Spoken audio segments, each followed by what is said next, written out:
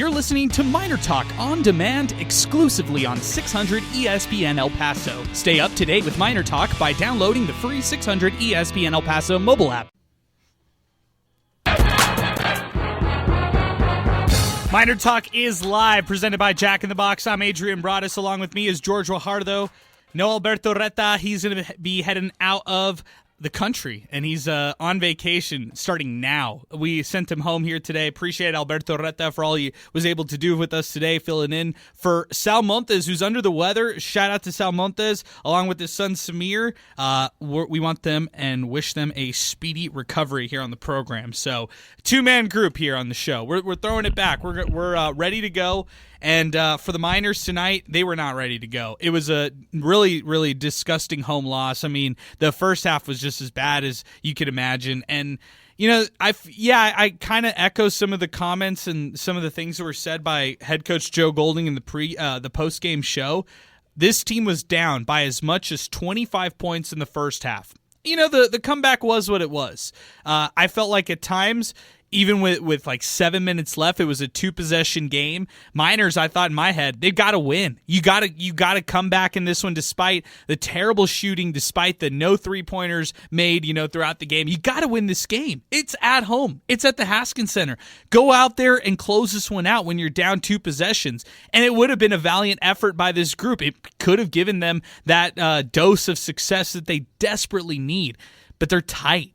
They're not together. The body language is not there. It's been over a month now. We talked about it maybe 2 weeks ago or a week ago about, this squad has just not been the same offensively for about a month. Well, tonight they brought it to the Don Haskins Center.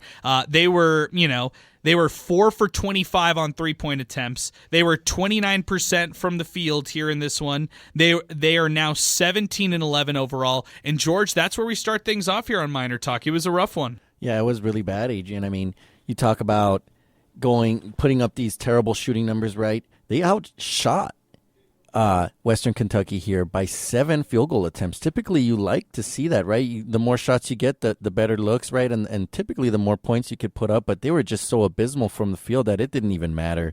And to your point, they're just not connected, right? They don't look like they're on the same page. It's the turnovers off the fingertips, right? It's the missed layups, and yeah, they're tight too. Everything that Joe Golding said, we talked about it last week about accountability. It's just right on the nose. But at this point, it doesn't make you feel any better. There are no moral victories at this point. Every game is a must-win. I feel like for UTEP, and it's just not going the right way now. Yeah, I agree completely, George. Our telephone number, 915-505-6009. It's just not going their way right now. This is just one of those weird things, George. And I would say, for this squad right here and for this team, it's really just doesn't feel like the same squad that we saw in the Westar Don Haskins Sun Bowl Invitational. Doesn't feel like the same squad we saw in non-conference play. Doesn't seem like the same squad that we saw to start the conference play. Corey Camper played in this one, 19 minutes. He didn't practice at all this week. He had finished off with 2 points, 1 for 5 shooting, 3 total rebounds in this one, 2 assists, a steal in 19 minutes of action.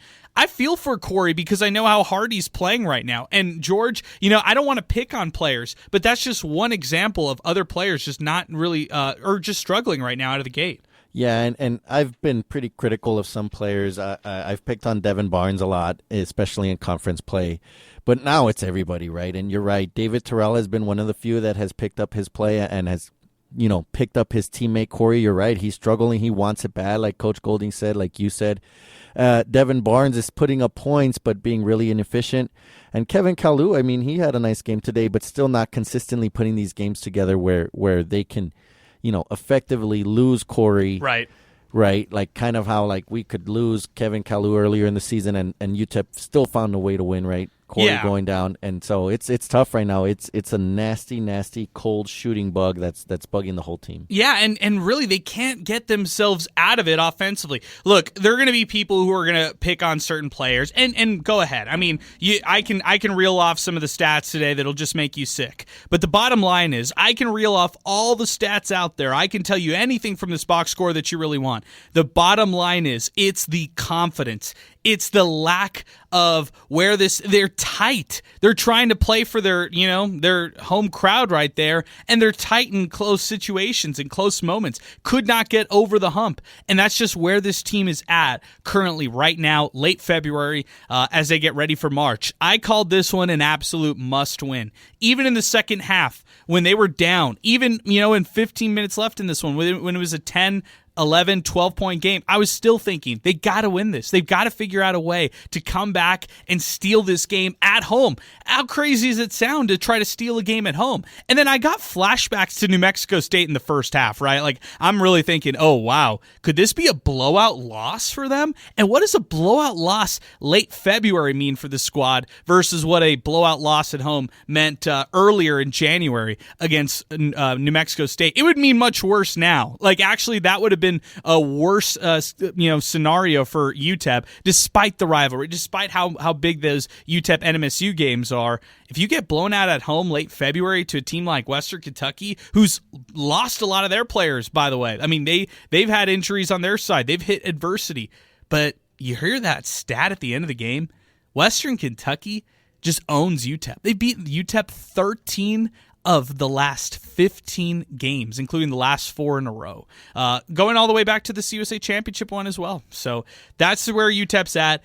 They are now 17-11. I also have to mention this one before we open up the phone lines. And by the way, we got full phone lines here on the show. I know it's going to be an emotional show here on the program. 915-505-6009. We'll get to our Win Supply El Paso hot hand of the game later on in the show. And I have a lot of thoughts on the David Terrell Jr., the comments that it is becoming his team. I have a lot of thoughts on that. But this is one final note I'm going to throw out there. DeCannon Wickware is no longer part of the UTEP men's basketball program. UTEP says, quote, "We wish him the best in his future endeavors."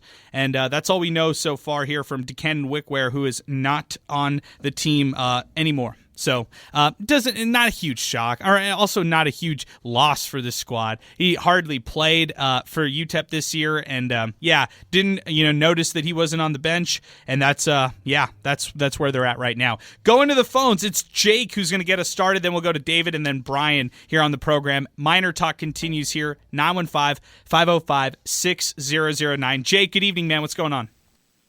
Hey, what's up, Adrian? How you doing? Jake, we're doing all right. Give us your thoughts on this one. Oh, man, I don't want to be Mr. Sky is Falling because, I've been a diehard UTEP fan for my whole life, but is it time to start talking about Joe Golding's seat getting a little hot here in El Paso? Is that a question to me? It is. All right, I'll give you my thoughts after your call. Go ahead, keep going with your thoughts.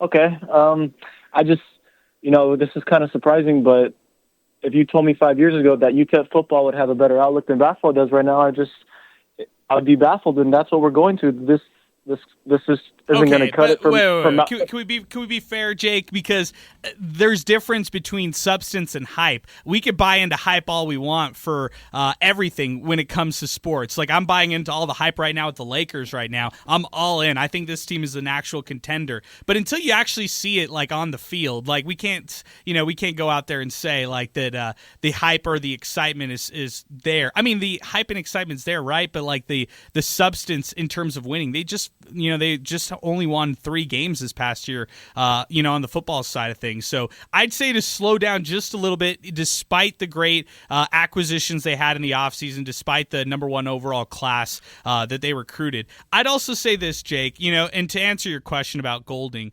I'm not completely out, and I want to make my judgment after the CUSA tournament. I feel like that's what this team has at least earned up to this point.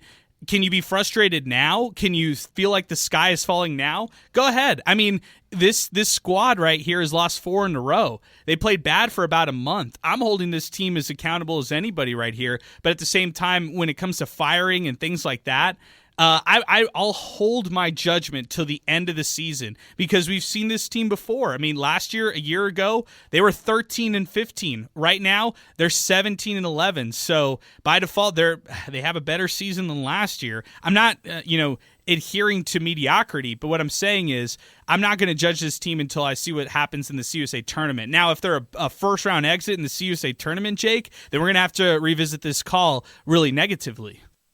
And yeah, I definitely agree with that. And I just think it's a lot of pressure, not only on obviously the players and the coaches, but from the fans too, as far as the Mountain West transition. And mediocrity in Conference USA is definitely not going to transition well over Conference USA or over to Mountain West play. I think we can all agree on that. Agreed 1,000,000%, my friend. Appreciate the phone call, Jake. Thank you for weighing in. Very, very knowledgeable phone call, and I appreciate you getting here on the show. We got one phone line available, 915-505-6009. I thought it was a really good call, and I think he left it with the best thoughts out there. George, I'll say it once, I'll say it again. Everything, if I'm UTEP, everything I do is all about the Mountain West. Not just, going into the CUSA tournament and trying to be like a dark horse team. Everything I do and every way I operate is for the Mountain West. Yeah, absolutely, Adrian. And it's a delicate balance, right? It's a delicate dance where you have to be able to juggle competing now. And the reality is we're still in CUSA. UTEP is still in CUSA. Mountain West is a year away after next year, right? So you still have to compete, and you still have to put together teams that can beat CUSA teams. Yeah, but still, I mean, it's not about beating CUSA teams. It's about getting ready for the future, man. Right. It's about recruiting high-level talent so you can leave CUSA in the dust forget about this league. It's getting the right players in place, getting the right scheme in place, coming into the Mountain West saying, wait, forget about everything you're losing. UTEP is coming in, right, and UTEP has a winning culture and tradition. They can't leverage that at this point. Yeah, but that's what I mean, right? The stepping stone into the Mountain West is doing exactly what you said to beat these CUSA teams that we will see for another year at least. Good point. Yeah, that's right. Let's keep it moving. 915-505-6009. Good stretch here. It's David who's joining us next. David, good evening. What's going on? How's it going? Go ahead, David. Give us your thoughts. Okay. First thing, it was embarrassing. Very embarrassing. Okay, where has Fraser been for the last month? Okay, I'll answer that after your call because I have a lot of thoughts there. Go ahead. Keep going. Okay. I think Golding has lost the locker room. Fraser was the leader. He's not there anymore.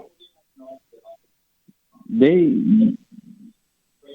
are guys out there by themselves shooting threes, and man, come on, you're by yourself. You got to make it, period, or else sit down. Wide open shots. Wide open shots, and I can tell you, Horton, right there. Playing hurt. Yeah. I mean, yeah, he's a sophomore, but he's hurting UTEP. He's hurting by not making those shots. Wide open if you make the shots. And they're going into the Mountain West, which is going to be tougher. No doubt, man. Yeah. David, wrap us up, man. Give us some final thoughts. Okay. I think, I don't know his Golding's, what he tells the team in the locker room, but it's just bad. I hear you, man. I hear you, David. Hey, man, I appreciate your phone call. Thank you for weighing in. Thank you for your thoughts and opinions. I'm going to talk about Otis Frazier III right after this. We're going to pause 10 seconds for station identification. You're listening to Miner Talk, brought to you by Jack in the Box here on 600 ESPN El Paso. From hometown to national, sports spoken here. 600 ESPN El Paso is KROT El Paso, a Town Square media station. 915-505-6009. We've got one phone line available if you've been waiting to give your thoughts on this game. Now is the time to do it. Western Kentucky defeats UTEP 80-73. We are live here on Miner Talk. It's Adrian Broadus here along with George Guajardo. We are tag teaming this one, two-man crew, as we continue here on Miner Talk. We got two calls to get to. It's Brian, then my tocayo, Adrian. But first I want to talk a little Otis Frazier III, and I'll get your thoughts too, George, because I'm going to be very, very, simple on this one right here. Let me ask you this, George. Let me ask you, I'm going to throw a curveball at you. Let's see if you can try to go in on line one and then put that hold button. If you can, great. If you can't, no problem. We're going to let this person ring. But let's see if you can get it on your side. So that was perfect. Whatever you did right there was excellent. And put it on hold one more time, and then I think we're good. Thank you for our listeners for having some patience with us here on the show as we continue here, two-man crew as we continue. Otis Frazier III has had 2 bad Thursdays. He had a bad Thursday tonight, 4 points in this matchup here. He just struggled mightily. 7 rebounds. That was the positive here from this one. But you can't get it done when you shoot 12% from the floor. And that's what happened with Otis Frazier III tonight. Shockingly, 12% from the floor. But then you go back a week ago on a Thursday evening against Kennesaw State. He made only 3 points in that one. And he also shot 20% from the field in that game. Struggled mightily in that one as well. But sandwiched in between, George, he had his career high 25-point performance on a 57% shooting. So do you call it inconsistent play from Otis Frazier III over the last month? Because I don't know if I'm willing to just say it's simply bad. I just say that, maybe he's playing a little tense, a little tight, just trying to make things happen. And when you're playing desperate like that, if anybody on this team, whether it's a senior leader like him or anybody on the squad, it's just not the right place to be. And I feel like he's chasing things. And it's just not working out. Yeah, it definitely looks and feels like pressing, right? I think the Jacksonville State game is a great example of him like putting the load on his shoulders, right? And doing all he can to beat at the time was top of the Conference USA contender, right? And so it could be tired, yeah, but inconsistency is the best word. I've got some numbers for you here that you might like. Okay. Over the last 5 games, he's 17 for 45 from the floor, 37%.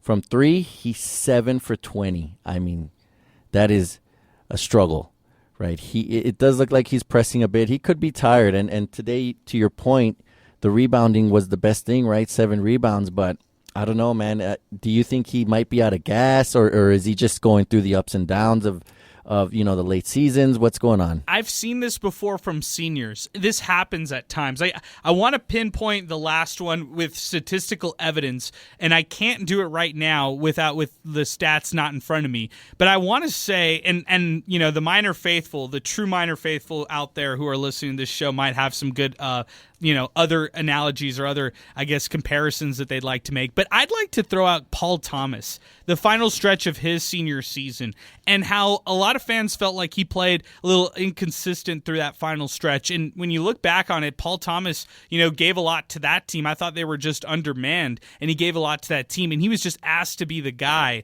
on a team where they just lacked a lot of talent on that squad. But I kind of remember that senior season throughout that final stretch, Miners weren't winning, and Paul Thomas was trying to do his best, but he was pressing in certain situations. And that's how I would kind of compare it to what we're seeing right now from Otis Frazier III. Not necessarily bad play, maybe inconsistent if you want to call it that over the last couple weeks.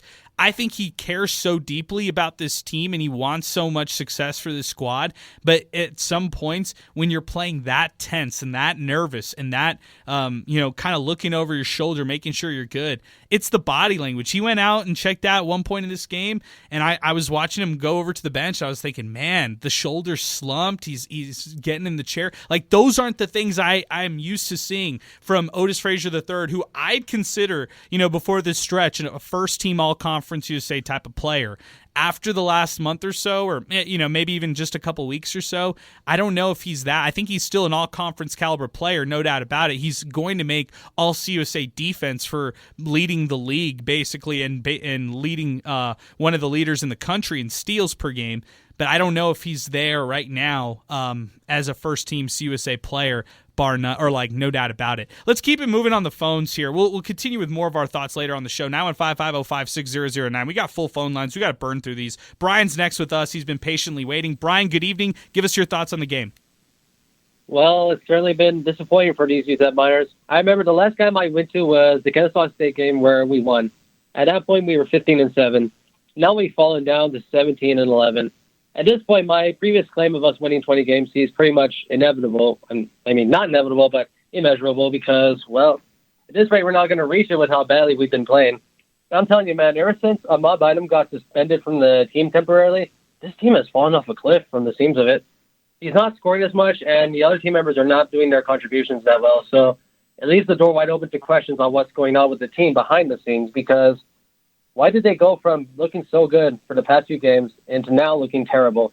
I don't know, man. It's really confusing, but I really do think that Joe Golding's time at UTEP is up. I know you've told me a lot in the past, Adrian, that not to overreact about it, but we got to keep asking ourselves, how are we going to continue dealing with this if we can't keep going past that hill?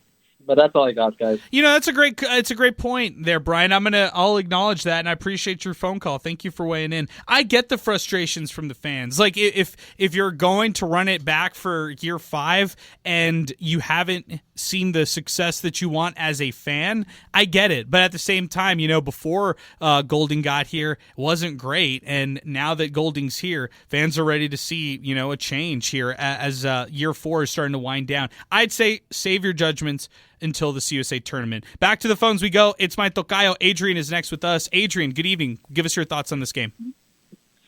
What's up, folks? Adrian, you mentioned it earlier. You said this is year 5, and we just don't have. This is year 4, but yeah, going into year 5 next year. Yeah, excuse me. We just don't have the talent. You look at teams that we're playing against, and they're bigger and they're better. It's as simple as that. Never in a million years would I have thought we'd be losing to the likes of Kennesaw State and Jacksonville State. Can you imagine? Can you imagine Haskins? You telling Haskins that in 20 years we're going to lose to teams like that? I mean, he's rolling in his grave. And aside from that, we're moving to the Mountain West. I mean, I can only imagine talent-wise what they're going to do to us. It's embarrassing that their 8th man off the bench, maybe 9th man off the bench, who's maybe 5'5", outplayed 2 of our starters combined. It's just I'm beyond words right now, man. Tocayo, I'm going to ask you this serious question right here. Serious question, okay? Is this a UTEP coaching problem and a player problem, or is this an institution problem? And the reason I'm asking you this is I look over to Western Kentucky, and I look over to Jacksonville State, and I hear you what you're saying about the Kennesaw States of the world, and I look at those programs and I think, okay, wait, if I'm outside looking in, I'd say these programs right here really, truly invested in their programs from an institutional perspective. It invested in it to transition into the Conference USA to try to have success immediately. Look at what Jacksonville State did in football in year 1 under Rich Rod. Like, they put so much money into that program on the football side of things that they're having success. I look over at Western Kentucky. That's a team that has over $1 million in NIL. Whereas UTEP right now, they're about a third of that right there for their whole roster. And if Western Kentucky or teams like that in the conference, Liberty, for example, who has over $1 million apparently in NIL resources. Western Kentucky, by the way, doesn't just have one collective. They have like 3 or 4 collectives that support their different athletics groups. And unfortunately, I was asked this by somebody today, is it a UTEP coaching problem and a player problem, or is it an institutional problem as a whole? Like, is this UTEP that needs to kind of step in the right direction? Because when you say all those programs and you reflect on the past, I don't discredit what you're saying there, Tocayo, but at the same time, I wonder if UTEP's ready with what they have on their resources in order to compete with everybody else, including the Mountain West, when they transition soon enough. Yeah, I mean, without a doubt, Adrian, it's many different factors, and I'm not going to put all the blame on Golding, and I'm not going to put all the blame on the players. I mean, the fact that they fought back in that second half when they could have just killed over speaks to their character. Again, they're kids. Golding, I love his fire. I love his passion. I just don't think that they've done what they need to do, and not just Golding, but UTEP included, to bring in the caliber of talent that it takes to win the way that they should be winning. Fair. I mean, that's totally fair to ask as a fan. I'd say what you're asking for right there is no different than what they're asking for 45 minutes up the street, right? They want the same thing that UTEP fans want right now. The difference is they've made it to the tournament recently and within the last half decade. And the Miners, they're searching for their first NCAA appearance, NCAA tournament appearance since 2010. They're searching for their first ever NCAA tournament win since 1992. Let's look in the mirror. Let's just see where this program is really at and understand, what this is on a grand scheme of things. So, yeah, I hear you, Tocayo. Good phone call. I appreciate you weighing in on the show. 915-505-6009. Let's catapult Ruben up. He's next. Then we're going to go to Carlos, who's on the show with us here on Miner Talk. 915-505-6009, along with George Guajardo. I'm Adrian Broadus. We're continuing here on Miner Talk. We'll have our Win Supply El Paso hot hand of the game later on. And, of course, Miner Talk is brought to you here by Jack in the Box. Ruben's next with us. Ruben, good evening, man. What's going on? Not a whole lot, Adrian. Hey, listen, I'm going to start off with this. I totally disagree with your previous caller, Adrian. I think there is a ton of talent on this team.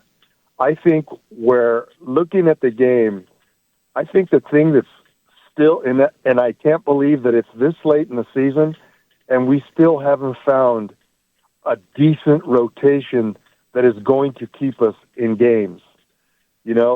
That first half tonight, it's like Night of the Living Dead. There was nothing but zombies walking around out there. And it's hard to say that after I just said that they have a ton of talent. I mean, it's hard to explain what happens because they come out in the second half. That was a completely different team, And I mean, and they've got the firepower and they've got the talent.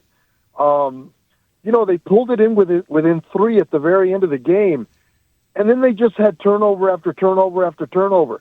And for whatever reason, we just couldn't keep them out of the paint. They just drove into the paint all night long.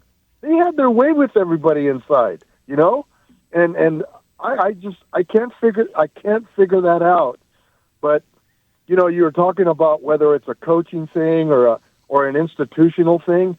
I mean, I honestly think it's more of an institutional thing. Agreed. Because when you stop to think about it, all these teams around, that are in Conference USA, you hear about how much money they have in their collective and everything like that. We can't even scratch the surface with those guys. We can't.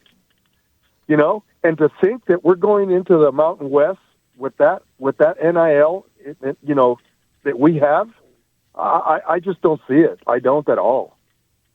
And maybe it improves year over year, right, Ruben? I'm not discounting that either. I'm saying these things to just address them and how important they are in terms of translating to wins and losses. And that's unfair to an extent, right? There's these socioeconomic disparities between different programs and different powers, high majors, low majors, mid majors, whatever you want to say. There's a definite discrepancy across the board that we're seeing right now. The one thing I would say, Ruben, is that, for the Miners, it's just not where it needs to be when you're going to try to get competitive and go to the Mountain West and change over to the conference. How crazy is it? I was telling somebody today, just a fan who goes to a bunch of games, that UTEP's never won Conference USA. They were mind blown by that one. They could not even fathom the fact that UTEP's been in this league for so long and they've never won it in basketball.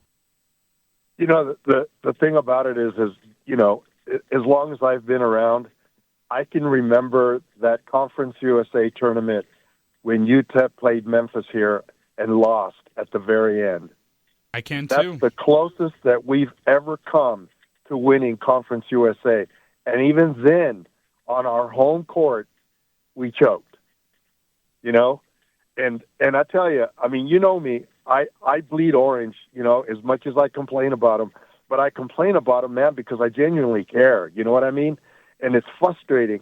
And the thing is that I think that Coach Golding is a hell of a coach. I'm going to say that publicly because I strongly believe that. I really do. I just can't figure out what it is that doesn't translate from practice to the games. to me, that's where the mystery is. You know, because listening to him on the post-game show when he was talking about, you know, the practices and stuff they've had, I mean, he said it himself.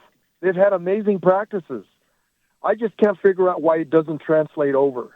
And I tell you, to me, the most disappointing half of a basketball game was the one I saw tonight all season long. And I just can't put my finger on it. And it's a shame because right now we should be playing lights out basketball, getting ready for the tournament, you know? Yes. And yes. It's unfortunate because, like I said before, and I'll say it again, there is a lot of talent on that team, and I'll stick with that no matter what. Ruben, I appreciate you as always, man. Thank you for weighing in here on the show. 915-505-6009. Miner Talk continues. Carlos is next with us. People are patiently waiting here with us on the show. After Carlos, we've got Leon. 915-505-6009. I see all the tweets. I'm going to get to as many as I can, including yours right now. Edgar Montiel from Palo Verde Homes. He says, Coach Walden is able to recruit top talent with limited NIL. Shouldn't hoops be able to do it too? It's all mindset and marketing. If you think you are not worthy, that's what you will attract. Edgar, I agree on the philosophy on the back end of that, but I will say with knowledge, Walden has had some NIL that he's thrown out to some high-level guys, and I think you can kind of piece together what I'm saying as far as one of the top-level recruits they got over this offseason. He definitely got a good chunk of change for NIL, and I know that for sure. 915-505-6009. It is Carlos next with us. Carlos, good evening. What's going on? Hey guys, so I like the previous conversations, but I'm going to focus on today, or just like the past couple weeks. Thank you. Yeah, let's bring it back to right now in the present day instead of taking a bird's eye view on everything. Yeah. Thank you, Carlos. So these last couple of weeks, to me at least, this team has been basically walking on quicksand. They're trying their hardest to win this game, but them working so hard is just putting them further and further down in the quicksand. And things just keep going wrong, right? That the first half is very indicative of that. I don't think anyone would necessarily question the effort. At least my opinion, shots weren't going down, whatever. But, it's just so hard to play, to get your mind out of that, oh, well, what happened in the past? We got to prove it wrong. 1033, all that stuff. It's extraordinarily difficult for them to get that out of their minds and just play focused right now. You can have all the practices, great practices in the world, but if you can't get out of that quicksand, then you're trapped in there, and they may be doomed. But, I really don't know where this team goes from here in terms of how do they get their groove back. Obviously, Middle Tennessee is a big game for them. That's definitely a must-win in order to build back some confidence. But, this team just – and actually, the worst thing that they're doing right now is not playing, with joy. It doesn't seem like they play with any fun at the current moment in time. Can I give you a quick solution? And I want to get your thoughts on this, Carlos, because you've been pretty consistent on calling in on the show. So what if UTEP, and I'll ask you this one too, George, after I get Carlos's thoughts. What if UTEP, behind closed doors today, sat David Terrell down and said this, look, here are the keys. This is your team. And I actually think throughout this last month, he's been the guy who's actually grown and grown before our eyes into, blossomed into a pretty nice talent. I know it's hard to do it both ways, right? Like he gives so much effort, and when he's on and locked in on both sides, he can steal and score. He can dish out, assists. He can also create steals. He can grab rebounds like he grabbed 7 tonight. He could score in bunches like he's able to do. He could attack the rim. And I think he is becoming that kind of all-around player. But he's the alpha of the group. You could tell. And I really like the comments of what Golding said at the end. It's they kind of go based off his body language. They go based off his energy. Tonight, when they were humming in the second half, Terrell was helping them fly all over. I liked Barnes' two-man game with Kevin Kalu in certain stretches, but I feel like the behind closed doors, the next step for them to do is just say, hey, look, man, here are the keys to the car. We've kind of known this all year long, but now it's time to really go, do a full go on this. And I've been trying to hint at this all season long, but I think this is really where this team's at. I'll get your thoughts there, Carlos. What do you think? Yeah, so, actually, the last time I called in was after the beach game, so the Ball Dogs Classic. And the night before, I was like, David Terrell needs to be the guy. He needs to do this and that. I love David Terrell. He's a supremely talented guy. He cannot score by himself. He cannot be the only one, because that's not fair to him. Because if he has to take up that offensive load, then you might lose some of that defensive tenacity that he brings. It's a good point. Just... It's a good point, Carlos. I hear what you're saying, man. Hey, man, I appreciate your phone call. Thank you for weighing in here on the show. I'll just say this for Terrell: he doesn't attempt a ton of shots to begin with. Like he had 7 attempts tonight. He was 4 for 7. I'd love to see what it would look like to see him go 12 attempts. Like Devin Barnes had 12 attempts tonight. He was 1 for 12. I'm not trying to pick on him. I'm just saying that that's the shot volume that he had. Could David Terrell Jr. have that kind of shot volume right there, and what would that look like offensively for the Miners? Look, he loves to get people involved through assists. He had 5 assists today. I said 7 rebounds. It was actually 8 when it was all said and done, and 3 steals in this game. Like, Terrell Jr. filled up the stat sheet, George. I think it's his team. He's been doing this for months now, Adrian. We've talked about it, and I think, what was it, last week or a couple weeks ago when we mentioned, he's growing right in front of our eyes, and maybe that's what we're looking at right now, is a team in transition that is shifting away from Otis Frazier, even Corey Camper, right, to David Terrell. The torch is passing. Right now, and that could be some of the struggles that we're seeing. And to your point about the closed door thing, I don't even think Otis would, take that the wrong way. I think that he is mature enough and so much of a team player that he would be like, yeah, maybe it's time that that Terrell takes the torch from me. And it could be the best thing. He's over this last 5-game stretch where UTEP is 1-4. I think Terrell, his worst shooting percentage, and I'll get the actual stats later. I'm working on them right now. I think his worst game was 40% that he shot from the floor, and I want to say that was against Kennesaw. But again, I'll double check that. He's been efficient. He's kept it up. And the energy and the effort's there. The rebounding, he's flying around. I'm trying to find a UTEP comp to him in my head, and I can't come up with one, and I think that's a good thing. Yeah, I think so too. He is unique. He is that kind of player. Yeah. I agree on that completely. I think that going back to one of the comments that Ruben said earlier, this team, he was disagreeing how the other caller, Adrian, was saying how this team lacks talent. I think talent is, reflective of guys like David Terrell Jr. He has a lot of talent. Yeah, he has tons of it. And he's got tons of confidence, and I think that right now he's still picking his spots. But, Joe Golding has to sit him down and give him the keys. It's time. It's time. We're going to need him, right? He's been playing the best ball.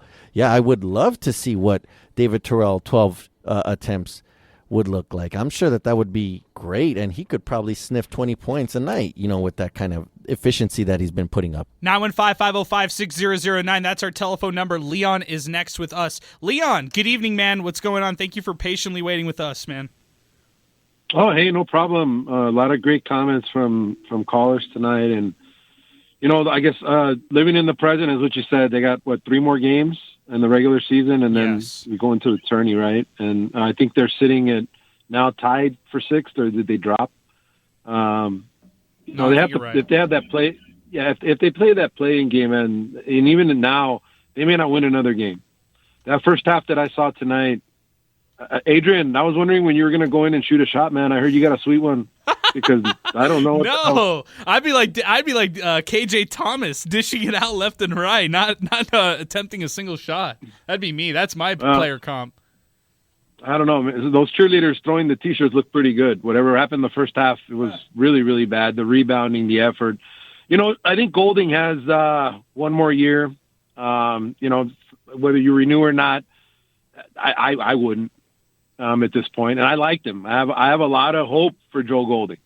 Last year on the run, but last year's team, the guards, I think were I think we had a little more experienced guards, maybe tougher. Zid Powell and Tay Hardy, and you're talking about Terrell. Terrell last year, man, he was growing towards the end. Yes. He was driving the basket just like he did tonight. So, he's doing what he needs to do, man, and it's unfortunate the shooting woes that happened tonight. But the second half, it's just hard for kids to expend that much energy.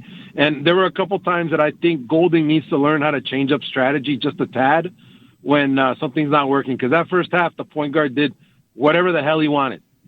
And we didn't have an answer for him. Somehow he doesn't get the ball the second half and scored, 2 points? Yeah. I mean, you got to make that adjustment quicker, man. This was a really embarrassing. Caller said earlier the Bear would be turning over in his grave that first half. I don't think I've ever seen a worse half. Adrian, they shouldn't have even gone in halftime. Practice layups, no breast. I mean, it was that bad. Do you agree with what the? I'm sorry. Go ahead, Leo. Go ahead. No, please go ahead. I was going to ask you. Do you agree with the previous caller said that they lack joy? Like they're not playing with the same joy right now. I'm putting that on Golding. Whatever the heck happened with Bynum, whatever the heck happened tonight, was Wickware. Did he get dismissed tonight? So there's something going on, and you bring in a junior college guy that's very, very talented. But, yeah, there's something going on. Golding, I don't think he knows how to fix it. I don't think they know how to fix this one. Let's hope they catch fire here soon, man, because it's a very disappointing season if it ends this way. Oh, yeah. No doubt. You know, and I wouldn't renew the contract. That's all I would say. Okay, Thanks, Leon, man. appreciate the phone call, man. Thank you for weighing in. 915-505-6009. That's our telephone number. Let's get to Twitter next. A lot of comments on Twitter here on the show. 600 ESPN El Paso on Twitter and X. I'll get your comments on the joy thought. I thought, that comment earlier, that stuck with me. I even wrote it down, no joy. I'll get back to that one later. This is coming in from Daniel Gonzalez. I wish this was their last game. This is from Talisha Bennett. There's about as much excitement in the stands as the floor, 0. And said, is there a 5-step rule on travels? Because these are vacations. Talisha Bennett, by the way, has been a great caller on our show previously. And I believe she's Tay Hardy's sister. So big shout out to her. Thank you for still chiming in here on MinerTalk as we continue. Pancho chiming in. Great second half by UTEP. Too bad they came out flat in the first half. Once again, Coach Joe Golding did not have the team ready to play. Trey Pollitz, it's simple, UTEP fire. Too simple to fire Jim and Joe, or UTEP men's basketball will be a laughingstock. Seriously, don't make the same mistake again, like the Dana Dimmel extension. Fire Golding. Man, that's, Trey's been consistent all season long. Manny David missed the first half. Got there in time to see the comeback in the second half. You and I both, by the way. Manny says, poor start to the game cost this game. Still glad they fought back. Liberty and Jack State are the top teams in Conference USA. Everyone else can win any game. He also said, I might be one of the few, but I still believe in Coach Joe Golding. Hopefully Miners can get a win Saturday and one of the two on the road and make a good run in the Conference USA tournament. #MinerTalk. Going back to that first comment, Manny, everyone else can win any game. I don't agree with that because, George, what we're seeing right now is I think it's matchup based. I really do. I truly believe it's matchup based across the board. Golding said this earlier in the week, and the more I look at the standings, the more I look at the different teams, I'm starting to circle the certain teams that I want UTEP to avoid in the CUSA tournament, and then I'm like highlighting teams that I want them to play, if they see them in the tournament based off matchups. Yeah, absolutely, Adrian. And I'm going to take it a step further. It's not just matchups, it's adjustments, right? This is a round robin. And so every team gets to look at each other twice. And I feel that UTEP right now is just behind the 8 ball in the adjustment category. But yeah, the matchups is where it starts. And is Western Kentucky a bad matchup for UTEP? 100% yes. Yeah, I would definitely say that. Yes. Is Liberty a bad matchup for anybody? Yes. Probably, right? Definitely point, for yes. UTEP. And MSU, though, that the second game ended up kind of revealing to everybody that, hey, maybe a team like that is a good matchup for UTEP. If I'm UTEP, you want to avoid your rivals in the CUSA tournament. That's like a 50-50 game, records thrown out the window. Yeah, you throw the records out the window, but looking at a basketball and you take away the NMSU thing, which I guess you can, right? Is that a good or bad matchup for UTEP? Bad matchup. I think it's a bad. I have to put the rivalry in it. It's so hard to just take away the rivalry. It's there because of the rivalry. Right, and you can't. So, good point. who's a good matchup then? I'd like good question. If UTEP goes up against Jacksonville State one more time, I actually like the Miners in that matchup. So if they have to get one of those lesser seeds, if I were UTEP, I'd want to face Jacksonville State way more than I'd want to face Liberty. People might disagree and say, oh, well, I've seen Liberty before. I think UTEP could beat that squad. And I think they can. It just has to be the right instance, right situation. You don't want to, slog through the regular season, barely win the first game of the CUSA tournament, and then have to play Liberty. Like, that's not what you want to do if you're UTEP. The other team, I think, the Kennesaw State team, I don't believe that team, come CUSA tournament is going to have that experience behind them in order to do what they need to do to go far in the tournament. So those are I guess if I'd have to go a rough estimate right off the bat, those are the ones right there. I'd also want to avoid La Tech, by the way. That's still a talented squad, and they're like a scary 8th, 9th, 10th seed, whatever that looks like, to maybe surprise some people in that first round. So any thoughts on those? Yeah, I was actually thinking La Tech was a good matchup. Remember that the start of the conference season, we beat them by double digits. Sam Houston, and I know they're kind of still wallowing in the bottom of the CUSA rankings right now, but are those good matchups? FIU. Oh, well, of course. Yeah. Right. And so it looks like an uphill battle here, but yeah, this is matchups right now and adjustments. And I think that, okay, the matchups are tough, right? You're in the latter part of the season. You can't really do anything about that at this point, personnel-wise, right? Matchup-wise, but you can make the adjustments. And I still think UTEP is behind the 8 ball there.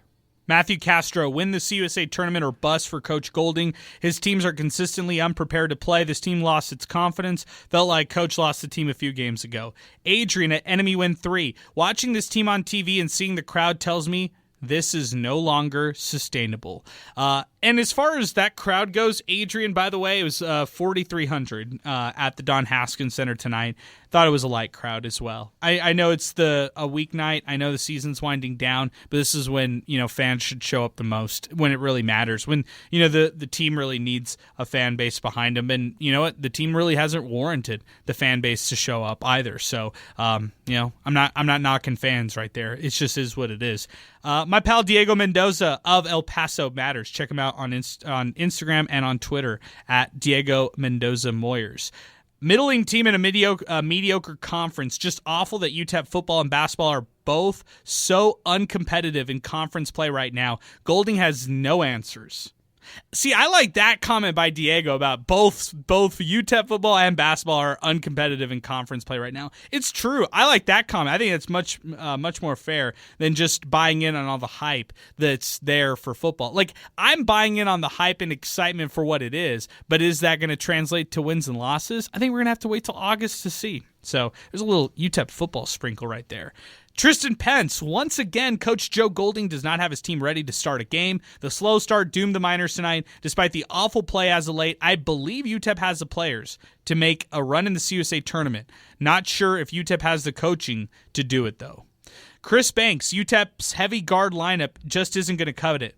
They're talented, but we need a true center or power forward. We need more offense and rebounding in the paint from a big man. On a side note, wasn't DeCannon Wickware sidelined earlier this year due to a medical issue?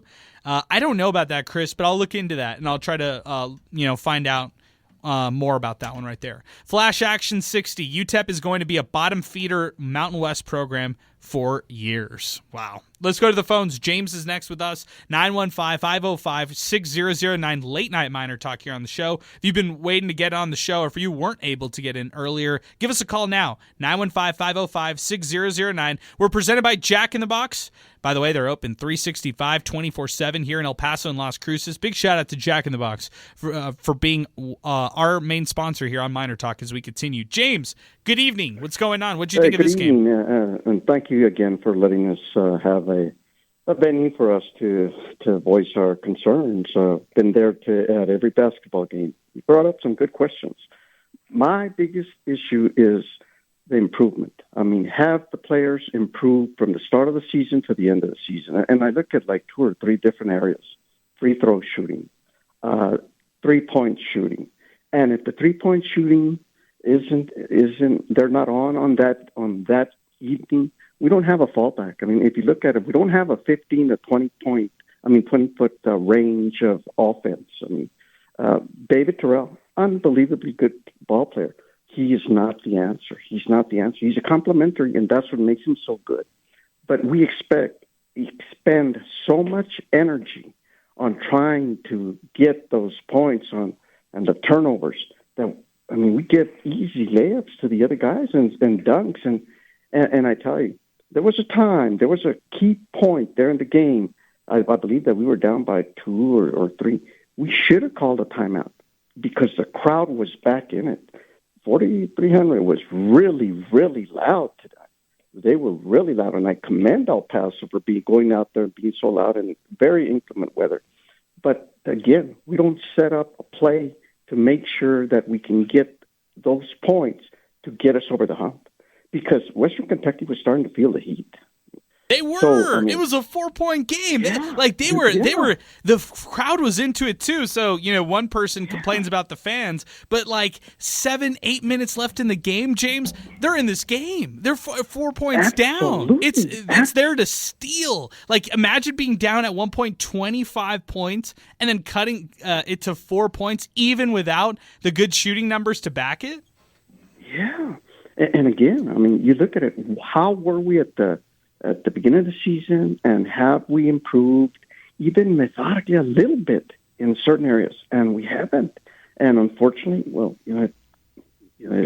who's going to get the blame? The coaches. And like I was telling everybody around our group there, okay, the coaches don't go out and shoot, but what are we doing as a coach for the key moments, the key times when you can determine it? And one of the things that was very good about from Don Haskins and Billy Gillespie was the timing, the importance of getting a 3-point to go in, the importance of getting a stop, the importance of getting free throws in. So again, great show. Thank you very much, and we'll be there again on Saturday. Yeah, we will too, James. I appreciate you. Final time of the year, which is crazy to even say, but I appreciate you. I appreciate you giving us a call, and thank you for weighing in on the show. 915-505-6009 as we start to wind things down here on the show. 600 ESPN El Paso on Twitter and X, and 600 ESPN El Paso.com. We got a couple other comments to get to here on MinerTalk on Twitter and X, so we'll read some of those comments, and then we'll get to our hot hand of the game here on the program as well. And then we'll wrap up the show. If anybody has some final comments, 915-505-6009. Depressed UTEP fan. Joe Golding, yikes, man. Not a great X's and O's guy, not a great recruiter. What exactly does he bring to the table? You can't expect to go out effort teams every night. This is 915 Sun City Caper. Golding needs to go. He's not the answer. Moving to the Mountain West, it wouldn't get any easier. Jim Center needs to end this and let Joe move on. Golding given more than enough time to fix this. This is in from Poncho. Or actually, I already read this one from earlier. Let's see. This is from Joe Chacon. Miners probably go 3-3 to end the season. I'll take 2 of those 3 wins to end the year going into hot for the CUSA tournament. 4-2 is very possible, but it would take drastic improvements to defensive play and against the easy layups. My tweet 2 weeks ago, then he says this right now. He says, my tweet 2 weeks ago isn't aging well. Same problem still plague the team. They can still make it 3-3 to end the season, but it's going to take a stretch. Hashtag fingers crossed. Hashtag really sweating it now. Hashtag Georgia the UTEP jungle. What about that one? That's a great one. Yeah, I love it. Joe Chacon. Gotta keep that going. George of the UTEP jungle. Oh man, Joe Chacon with the hashtags. Always hilarious. This is sad UTEP fan. This is crunch time and you can't get your team ready. I get your guys won't call for Golding's head, but dear God, hold him responsible these 4 games in a row. And another loss at home. Year 4, most of the kids return and they're still finding things. Come on, bro. Look, man, if you weren't listening to the show, you're probably just taking bits and pieces of what I'm saying. Or if you heard parts of this one and are twisting my thoughts on the bigger picture, I'm adamant on this. Like, if you want to jump on social media and say somebody should be fired, I can understand that, and I get it if you're a fan, but I'm not going to I'm going to hold my judgment till the end of the season just based on how I am, and that's kind of just my thing. Like, this is me every year. I did this last year where they were 13-15. I wasn't saying anything irrational about how you need to fire somebody right away. I was saying, look to the end, and then let's reassess at the end of the season afterwards. So can I hold them accountable after 4 losses? Of course. That's why we had, over an hour and a half here show on MinerTalk, and that's why people called in left and right, and they were real fiery about this loss tonight, and I get them. I understand why people are upset after this one right here. I say that if you watch this team a month and a half ago and you watch this team tonight, totally different right now. Totally different here moving forward. Well, guys, our telephone number, one last time, 915-505-6009. But it's looking like we're winding it up here on the program as we continue. A couple other tweets to get to on the show. This is coming in from Chi-Town Miner. Missed the game tonight because my dog ate a bunch of pills right before tip-off. Had to run him over to the vet to puke it all out. He's better now, but it looks like he even had a better night than our Miners. Box score looks like they showed some fight, though, and then use the throw-up emoji. Hang in there, Chi-Town Miner. I appreciate you, man. Hope your dog's okay. Send us a pic of the dog. I'm worried about him. All right, this is my favorite Twitter account. Delusional Cade McConnell fan. 10:33 doesn't mean anything since Western swept us. What is going on behind the scenes? The fall off began as soon as Bynum was suspended, so something has to be going on. I'm suspect of it. #MinerTalk. Delusional Cade McConnell fan? He made it. He's got a burner. Cade made it. I was going to say made it. He either made it or it's my burner. I'm saying he made it as a celebrity, a local celebrity at least. Yeah. Cade McConnell is officially stamped as the guy, getting a burner account named after him. As he should be. This is coming in on our 600 ESPN El Paso app from Ray Ray. Don't fire Golding, accept our situation. No NCAA tournament. Win a New Mexico State game here and there. Win a big game once a year, and that's it. Oh, that sounds depressing, man. That sounds depressing, Ray Ray. That does. Yeah, I don't know if I'm there with that one. That's too depressing for me. Daniel, this team isn't winning anything this year. This team plays like they don't trust each other at all, and the chemistry is lacking. The athletic department hasn't really done enough to help them out with resources. I agree with you, Daniel. I agree with you completely. 915-505-6009. Our hot hand of the game from this one, and this is a big shout-out to Wind Supply El Paso. Hey, our temperature here in El Paso is starting to finally flip. We're getting hotter temperatures left and right. As the weather starts to heat up, make sure that you have the right air conditioning system in your home in order to combat the El Paso heat. That's WindSupplyElPaso.com. That's where you could stay on schedule with them and see why home builders make them their trusted HVAC system supplier.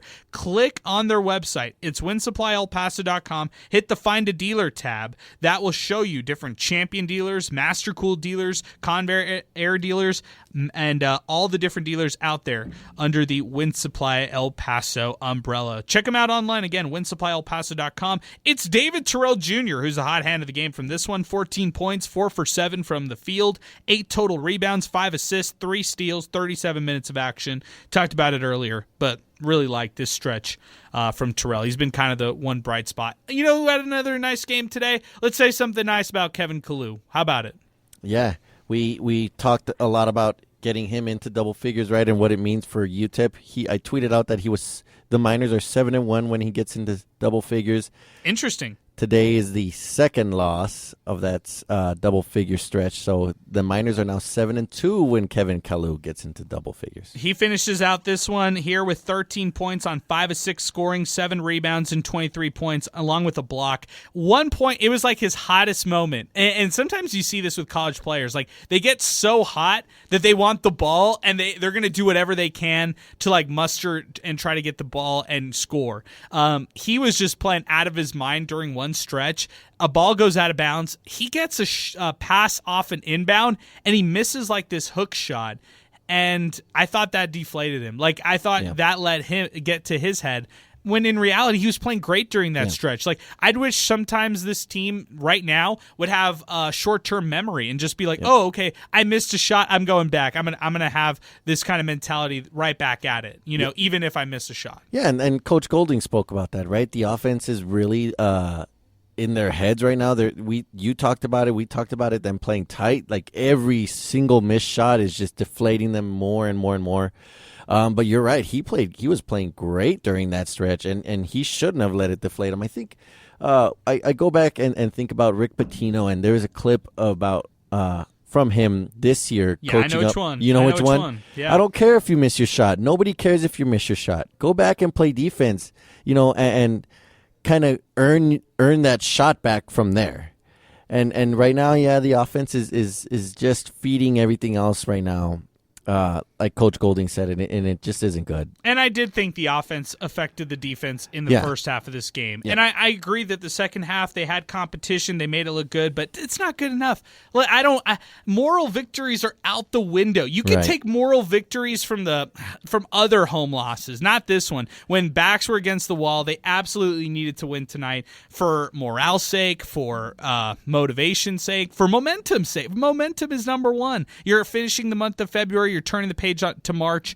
Got to win these games. Got to have more success as you're getting ready for the CUSA tournament, which is the only thing that matters at this point. Yeah, well, at any point, right? This year, we talked about it all year. Maybe turning the page, maybe ripping that February off the calendar will do them some good, and we could see that team that we saw, in December and January that was competing with the best of the teams that were on the schedule, right? I'll leave our listeners with this one.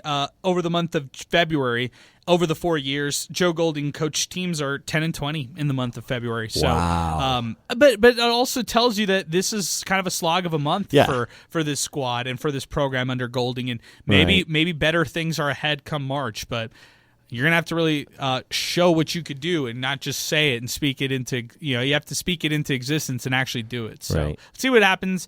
I'm looking forward to Saturday. It's a quick turnaround, by the way. So all that energy they exerted in the second half, you got a quick turnaround into an afternoon tip-off Saturday against Middle Tennessee.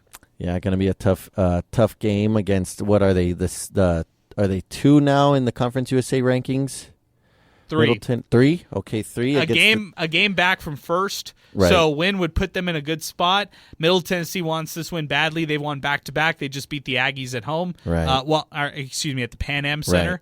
And so Miners, Blue Raiders Saturday. Yeah, it is a quick turnaround, but let's see. I do like the heart that they showed. Maybe they could keep that up, right? The second half up and roll it into maybe not starting so slow, but Just turn the page here. Great stat, by the way. 10-20 in February. It's over, though. February's over. We're on to March. On to March. That's the mentality. This is the final game of February, and tomorrow will be the final day of February. And unless we get off this radio station, we're going to be on the air until March. So let's do this. Let's wind it up here on the show. I appreciate you, George Guajardo, for all you did here on the program today, subbing in as an assistant producer with Alberto Reta throughout the broadcast, and then serving as our co-host here on MinerTalk as we were a little undermanned. But hey, you know what? We don't take excuses over here on MinerTalk. Underman, short man, guy hurt, guy sick, next man up mentality. We're ready to go, right? Absolutely, Look, man. you're in the captain's chair. Yeah, I'm in the captain's chair. I'm the CEO for the day. No, thank you for the opportunity. Shout out to Alberto for holding it down. Dude is tired. He works the morning show with KLAQ. He grinds. And hoping for a speedy recovery from our boy Sal and his son. So, yeah, most definitely. And then for Alberto Reta, hoping he has a great vacation. But we'll be back in action Saturday. So we've got a big one. We'll be live at the District West 3233 North Mesa ahead of the tip-off. And, of course, we'll have the matchup for you here, 600 ESPN El Paso, and afterward, MinerTalk to close out Senior Day. For George Guajardo, I'm Adrian Broadus saying so long, and thanks for listening to MinerTalk, brought to you by Jack in the Box. If you miss any of our podcast or our show, check us out on demand wherever you listen to podcasts. I'm Adrian. He's George. You can check us out tomorrow on Sports Talk, 4 o'clock on 600 ESPN El Paso. When temperatures fall, you can rise above heating costs with the maximum performance and energy-saving efficiency of a Champion furnace. The complete Champion line is equipped to take on the toughest conditions, so no matter what the season brings, you can depend on a Champion to keep you comfortable. Get in the zone, AutoZone. Bienvenido al A2C Savings Event de AutoZone. Gracias, necesito unos rotores. ¿Quieres llevarte las balatas también? ¿Cuánto cuestan? Son gratis con los rotores. ¿Gratis? ¿En serio? ¿En serio? Gratis. Ok, también necesito aceite. ¿Y quieres el filtro de aceite? Sí, ¿cuánto cuesta? Gratis con el aceite. ¿Gratis? ¿En serio? ¿En serio? Gratis. Es parte del A2C Savings Event. Querrás decir A2Free. En AutoZone. Get in the zone, AutoZone. Aplican restricciones.